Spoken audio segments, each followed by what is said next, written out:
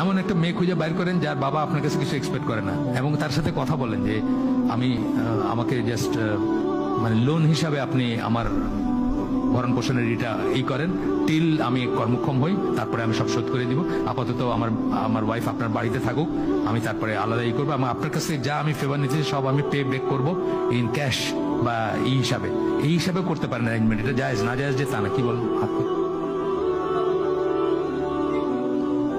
হ্যাঁ, সেটা আল্লাহ খাওয়াবেন বলেন।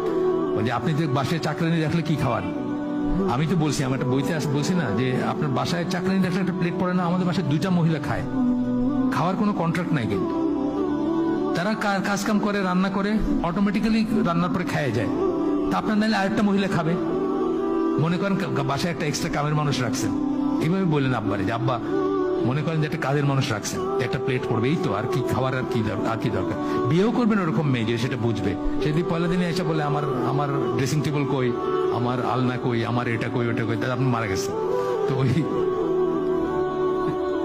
তবে মনে রাখবেন আল্লাহ রসুল লোহার আংটির বিনিময়ে বিয়ে দিতে চাইছেন, তাও ছিল না ওই সাহাবীর, তারপরেও কিন্তু বিয়ে হয়েছে।